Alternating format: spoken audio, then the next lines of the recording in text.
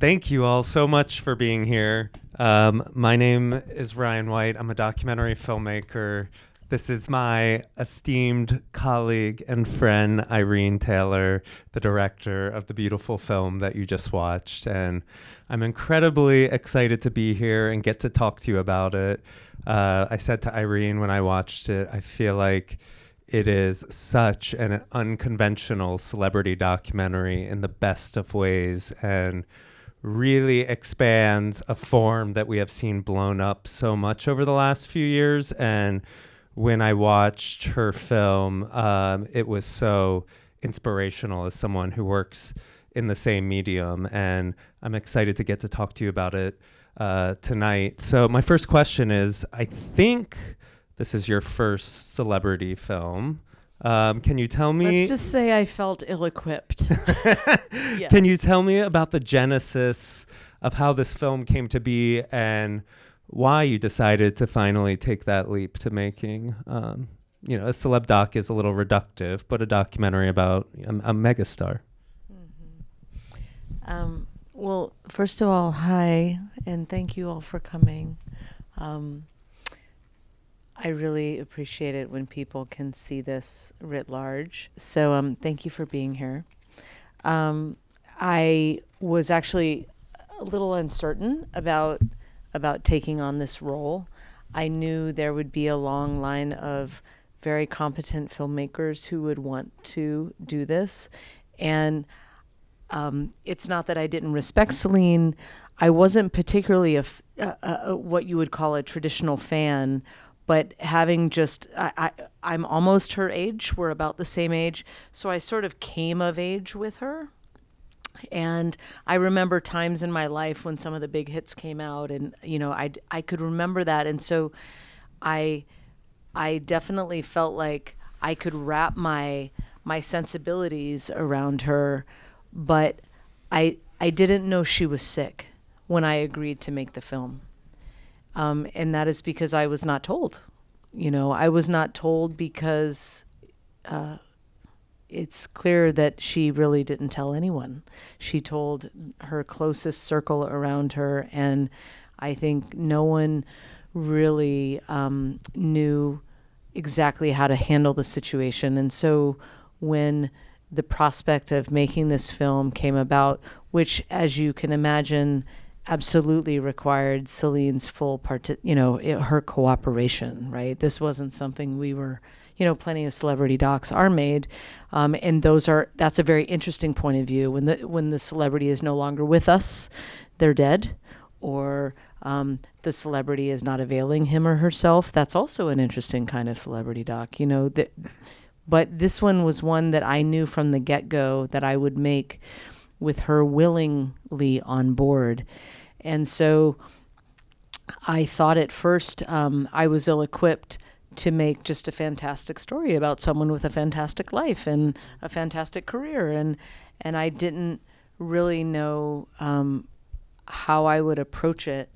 And so I can say this out loud because I've said it to Celine herself, which is that I had a certain degree of relief and gratitude when I was told that she was sick, because then I started to rest in my instincts a little better and just say, I'm just going to move along, because I was told, basically, Celine told me everything the very first day I was with her. In fact, she told me so much, it was more than we could ever put into a film, because it was on just camera, right? On camera the very first day. But I went into that first day knowing that she was sick, she was not herself. Whatever this illness was did not have a name. They didn't know what it was. And everyone, especially Celine, was very frightened.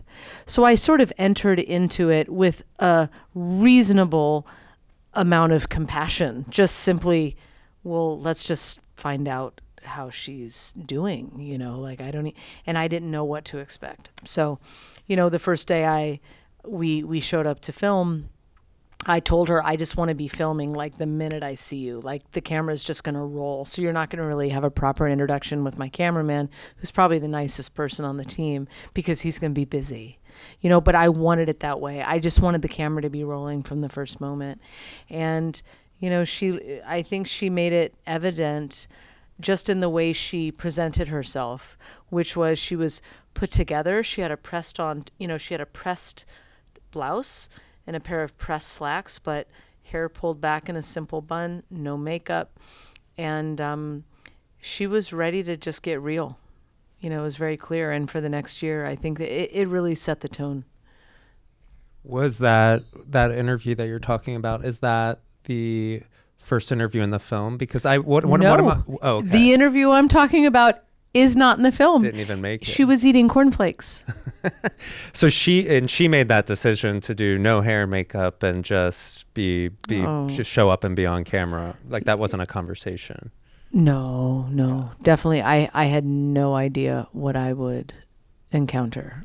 I mean, I had met her, but I had met her through Zoom. It was the pandemic, so I hadn't met her in person. I love the beginning of the film, and I love to talk to other directors about the beginnings of their film, because I know what that's like in the edit room, and at least for me, it's often the thing that changes the most. And I didn't know what to expect when I watched this film. I had heard great things, and then from the very first few minutes, I was so entranced. And I wanted to ask you about, I want you to describe it yourself, but I kind of see it as sort of like two cold opens. There's sort of the archival one, and then there's the verite one, which is very raw with her sons asking her the question. So I wanted to hear your thoughts behind why you opened the film in the way you did, and where you were sort of planting your flag narratively and stylistically, because I thought it was brilliant. Yeah. Well, first of all, it's really notable that we got 600 hours of archival footage from Celine's personal stash. So it was, I would say, 1/2 family home videos, like 300 hours of home videos, and then another 300 hours of news clips, things that apparently had been recycled through the media for decades. But I purposely shielded myself from that. And maybe that's in response to yet another question. So let me stick with the one you asked. But I think in terms of the beginning, I think I want to give my editor, I had 2 editors on this film. One was a French Canadian named Richard Cameau, who primarily edits narratives. And he's really got quite he really has credit repertoire of films. And I was surprised he said yes. I cold called him because I was aware of his films that he had edited. And most of his films he edited in French, but he had not edited any documentaries that were, I would say, in the style that I would make a film. So he had made one documentary, for example, on the Cirque du Soleil, and he's French Canadian, and Cirque du Soleil is French Canadian, and he was very happy to do it. And that is really why he took on this film. He said, "Well, I don't know documentaries, but I mean, Celine, she's our queen." He grew up about 20 miles from where she grew up. So he did it because he wasn't a fan. He was just someone who really wanted to help shape a story about her. And what he said to me from the get-go was, "Irene, I think it's important that we surprise people." And so in the first 10 or 15 minutes of the film, I thought I wanted to just show her in various iterations, certainly iterations of her that I was not familiar with, because I did not approach this as a fan, as someone who had tracked each album and the release and the milestones in her personal life. Like, I didn't learn about those until I talked to her about them. And I did that by design, because I do believe that you can only ask a question the first time once. Yeah. And then you never don't have that chance again. And so I tried to make the first 10 to 15 minutes just feels surprising. So I pulled different aspects, or not different aspects, different times in her life. And I also really wanted to get right out there in the beginning of the film that this was basically about a woman who felt very guilty about lying to people for as long as she did. Mm-hmm. And that really became, I think, what my North Star was that she needed, I think her motivation, like I said, she cooperated with this film, and that doesn't always happen, right? But so I often asked myself, what's her motivation? And I think her motivation was to come clean, and I mean, it's very forgivable what she lied about, but like she really felt very worried about how that would come across. I think that's when I'm saying it's unconventional too when it comes to celeb docs. I mean, I see your fingerprints all over it, of your style as a director, and I'm so glad it was brought to a celeb doc. But what I found so surprising when I watched it was that this wasn't your traditional bio doc, and that Celine was still participatory in that.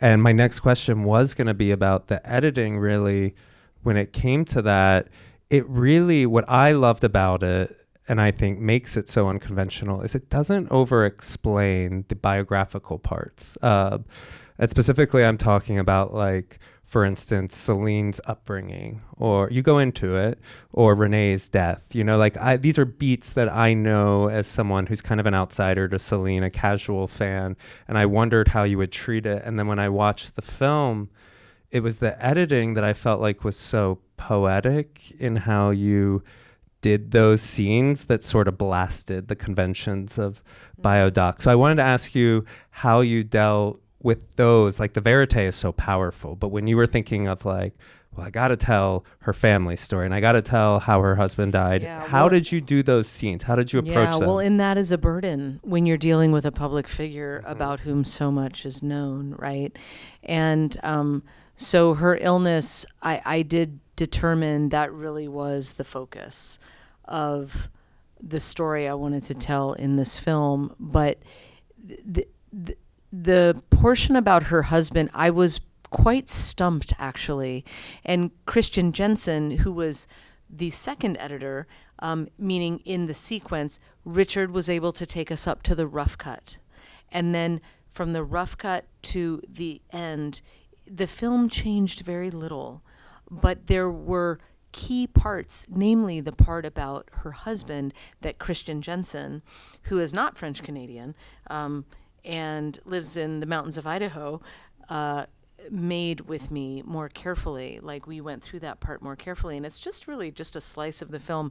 But I do feel like this is where the documentary gods just handed me on a platter this opportunity to film her recording the dub of her own voice in French for this film, Love Again. And because in the film she plays Celine Dion, she's able to say, oh, well, that's my husband, the late, Renee. She says it like this. And I thought, oh, maybe that's a little springboard. And I can just go and maybe just, if it's not offensive, to take a marriage of that magnitude, meaning that length of time, his earlier, formative part of her life, and really just limit it to a montage. And that's, I thought ultimately when I put it in the film as a whole, it felt tasteful, sufficiently tasteful. But it was tricky because I didn't want to tell the whole story. Because what is the story? I mean, depending on your point of view, if you follow Celine's life, the story of how she met her husband, there's so many different ways to tell it. And I saw a woman who was several years past his death, and she had so much respect and love for him and always tried to teach her boys like what a wonderful man he was. So I tried to honor that. Yeah, I thought it was such a poetic way of doing it. And like I said, her upbringing as well was so beautifully told without feeling like a cradle to grave type of documentary. I want to ask you about the big scene that everyone has been talking about even before I saw the film, but I was following the success of your documentary, which I believe is the most popular documentary on Netflix, I mean, on Amazon ever now, right? Apparently so, yes. So congratulations Yeah, on that. yeah. But I wanted to ask about the scene that the press was talking about so much, which is one of the final scenes, which is when Celine has, I don't know even what you call it, an episode of stiff person syndrome. What was it like to shoot that scene? And especially, what was it like to choose if you include that scene in the edit? That day happened about 8 months into filming. So by that point, our relationship was very ingrained. We really understood each other quite well. And Celine just continued to say to me, "Don't ask me if you can film something, just film. If I don't want you to film, I'll tell you." That actually never happened. I mean, she just said, "Follow me anywhere you want." My DP followed her into, her beautiful, beautiful bathroom with floor to ceiling windows. And it's where she kept her medication. And it's also where she just went to wash her hands and brush her hair. And she was happy to have us follow her in there. So there wasn't any sensitivity for us to follow her into, say, a physical therapy routine. We would just she did it every day. But this day was very different. And I do want to say it was the most uncomfortable I've ever been as a filmmaker filming a moment. And it wasn't because I was saying, should I be filming this or not? And I know that may surprise you. Like, I really knew that I was entitled to film it. She had told me this over and over again. And just because you film something doesn't mean it goes in the film. It's good to go through with what you're doing. But it was because I genuinely didn't know if she was okay in the beginning. And so I actually was sound girl that day. And I had, as I usually was, I held a boom pole with a microphone on the end, and I had that right up next to her face. We had a prime lens on, meaning you cannot zoom and make it longer or shorter focal length, and we were just filming a routine physical therapy appointment, and this happened in a matter of 2 minutes. There was no time to change the lens, so we were a little closer, meaning her face really feels right next to you, but that's because we had a 47 millimeter lens on and the room was only so big. So we couldn't really stand back. And so we basically filmed that, and I only knew that she was breathing because her assistant, her bodyguard, basically had her squeeze his hand. And then we knew because I could not hear her breathing through the boom pole, through the microphone. And I had it this far from her face and I couldn't hear it. And I was very worried. It was very upsetting. But so if you look at the raw footage, like you hear us kind of stumbling a little bit, but my DP, much to his credit, he looked at me, and once he had like the go ahead that this was the right thing to do, and if anything, he followed her into more intimate situations than I did, because I would routinely leave him alone with her. And I would hang back with a director's monitor and I could see what was going on. But so Nick spent more time with her alone than I did. So how long was that experience? I know that episode lasted 50 minutes and you saw 5 of it. Wow. Yeah. And I will say that I showed her the film. Of course, there was no question that I would not show her the film, because after that happened, if there was any question, I wanted to show it to her. After that happened, I knew it would be imperative, ethically imperative, but just also as a human, I had no idea how she would react because she didn't remember very much of it. She never asked me to see the raw footage. To this day, she's never asked to see it. She doesn't have an interest to see it. But when I showed her the film, which is the film you saw tonight, like that is the film I showed her.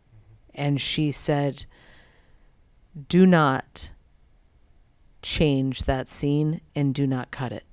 Like, do not cut it down, do not cut it out, do not change it. And she said, I think this will help me. And it helped her explain her disease to her kids. It helped her feel validated because she had been suffering these episodes for 17 years. And she didn't think people believed her. So. And we need to wrap up, so I'm going to ask one more question, goodness. and then there is a reception. So we hope everyone will come to the reception, and you can ask Irene questions. But I wanted to ask about your relationship with Celine, making the film, but also especially now that the film has come out. Especially as someone, if you've seen Irene's previous films, they're not about celebrities, as I said at the beginning, and they're a lot about your family, your parents, your children. A lot of your one of your last films, Moonlight Sonata, was about being a mom. I felt like motherhood showed through a lot in this film. In Celine, like the focus was, I feel like, on the disease and motherhood. So I wanted to ask about that part of the film, but also your relationship with her, because it's always a tricky dance with your subjects, whether they're famous or not, if they're your friends, if they're your subject, if they're happy with the film, if they're not happy with the film. How's the relationship, and what's the latest? Is she happy with the film? Yeah, as I said, I don't want to speak for her. That's why I'm hesitating a little bit. But she has, to me directly, called me a friend. She has said publicly that she considers me a friend. But at the same time, I think we both understand we were put in each other's lives for a reason. And that was not a commercial reason. I think she wanted to make this film, or I should say she was ready to make this film because she was living during the pandemic. She was not on tour. She could not be on tour. And she was getting her baseline self back on track. In other words, if I get rid of all of these palliative drugs I've been taking, such as Valium, for many years, what's my baseline? So she was discovering her baseline. And she decided very bravely, I would add, as a fellow human being, I'm going to ask someone to come in at the most vulnerable time in my life. The most vulnerable time. And I'm going to just give her carte blanche and tell her to go anywhere I go. And if I want her to stop filming, I will. And she never told me to stop filming. So that tells you how ready she was. You know, so we don't call each other on a weekly basis and say, hi, honey, how are you doing? We don't do that now, but she knows always how to reach me. I know always how to reach her, and we do communicate. And when the film came out, we did talk quite a bit beforehand about, you know, I specifically, because she made no demands of me making the film and did not ask me to adjust things or just the tone in that scene, you know, she never did anything like that.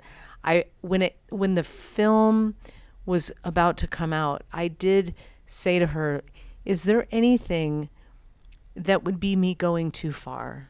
And she said, Irene, I trust the way you've made this film is really, it really lets me know that you'll withhold what needs to be withheld and you'll say what needs to be said. And, you know, and like I said, that first day that I was there, she was very eager to tell me so many things. And the odd thing is none of that interview actually ever went into the film. You know, and it's kind of a sacred thing, you know, because I saw how much she wanted to express it. But I think over the next months, I think it does come across that she really was also seeing the film as a way to communicate to her fans because she was really grateful for them. That is for sure. And not every celebrity is like that, you know. No, I was gonna say I don't use this word lightly. I think it's a brave film. It's brave on her part. It's brave on your part. I think it's brave on Amazon's part to do an unconventional celebrity film, and it was just so incredibly moving. So congratulations. Thank you to the IDA for hosting this screening. Thank you, Amazon. Thank you, Irene. Thank you, Celine, wherever you are. Thank you, Ryan. And congratulations. We'll see you all at the reception. Thank you so much for coming.